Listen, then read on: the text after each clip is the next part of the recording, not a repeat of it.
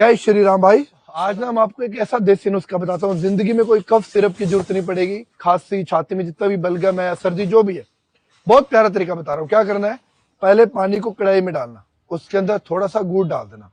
उसके बाद हरी इलायची का पाउडर, अजवाइन और काली मिर्च, इनको डाल देना। थोड़ी देर इनको घुमाना।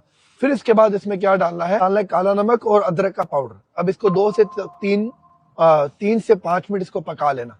अब पकाने के बाद क्या करना है, आधा चम्मच सुबह गर्म पानी के साथ, आधा चम्मच रात को सोने से पहले।